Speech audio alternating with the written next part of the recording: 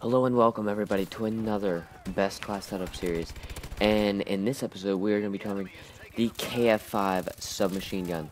Now, before I, go on with this episode, I want to say that this is one of my favorite guns in the game. It has been ever since day one, and overall it's just a very, very, very good gun, and I would suggest it. Now, there is nothing particular that makes this gun stand out.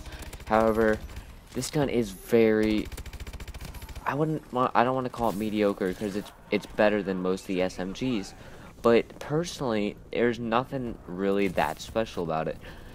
The first 5 rounds of the clip has a higher damage. So the first 5 rounds. So basically, you're going to be able to get 3 to 4 shot kills, or depending on the range, with this gun, which is huge. It's very huge.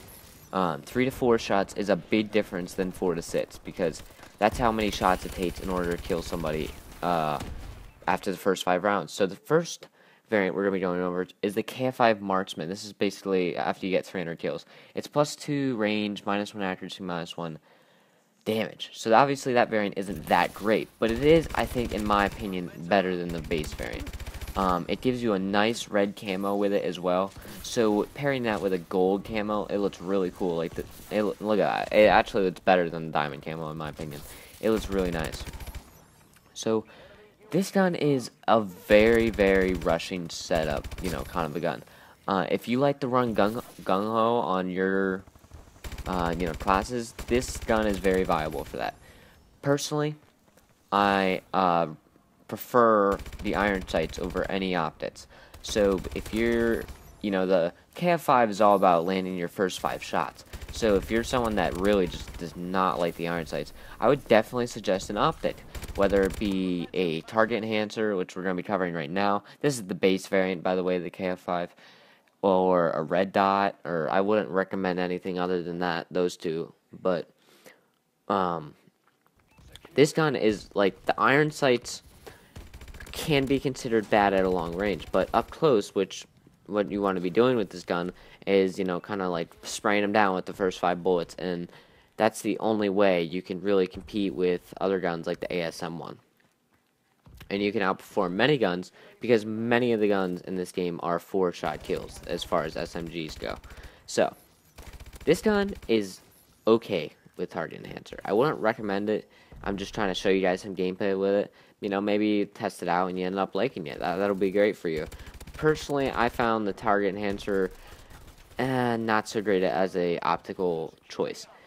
You can use a red dot, which actually does fairly well and is very viable with this gun. Red dot, you can really never go wrong with. The next variant we're going to be going over is the KF5 Endless.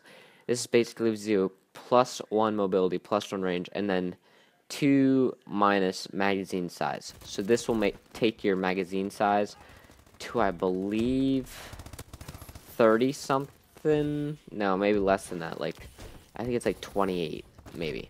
So I don't know. It's somewhere around there. But basically, oh, I think it's 30, because you originally have 40, I believe. So yeah, that made sense. So I put extended mag on this because this gun even does well with extended mag, just as the the base variant. But extended mag is definitely needed for this variant. I also threw on a foregrip, or not a foregrip, a silencer. If you're a person that plays TDM, I definitely recommend a silencer for this gun. A silencer you can really never go wrong with, and this gun is no exception in that. You can do well with the silencer on this gun. I personally used the silencer, the first couple of weeks Advanced Warfare was out with this gun, and it did very well, but when you're playing Momentum, it's not as useful. So the next elite variant that we're going to be going over is the Spanner. It's a +3 range, -2 fire rate, -1 handling. So, not too bad, but the -2 fire rate is obviously kind of big. So, as you're going to be hearing in this, segment, you can just hear it fires slower than usual. But necessarily, is that a bad thing? No, not in some cases. You can really, that's why I threw on the red dot in this, because you can really, like, hit some long-range targets. Like, I'm talking, like, cross map with this thing, especially if you get the first 5 shots on them. As far as, you know, taking this gun into momentum or hardpoint and doing well, no, I would definitely not recommend it. It's definitely meant for whether you're going to be playing like Dom and you're going to be trying to take on mid-range gunfights. You can do it with this variant. I think you can throw on rapid fire and maybe counter that -2 fire rate. But personally, I like to just have this really beast accurate, put on a foregrip and just make this thing absolutely impossible to take down at long ranges, that sort of thing. The next variant is the best variant you could possibly get with this gun, and it is the KF5 Breakneck. I throw an advanced rifling and foregrip. No reason to, as you can see, I have flat jacket on and lightweight and all these aggressive type of perks and sort of thing, because this is my momentum class. If I want to use the KF5 in momentum, I want to be rushing around as much as possible. You're going to be seeing this gameplay. This is domination. But this class setup, if you want to go back and look at the class setup, is very, very, very, very, very good for momentum.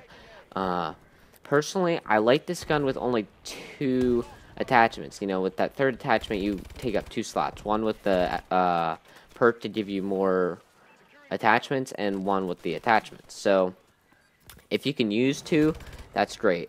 So this thing basically has +3 fire rate. So it's basically already has an integrated rapid fire, but there's no like additional recoil because of the rapid fire, and there's no loss of range. So this thing is very, very good. It's definitely arguable that it's the best variant in the game. I hope you enjoyed the video. Please leave a like, a comment, subscribe, and I'll see you on that one. Alright, thanks guys. Bye.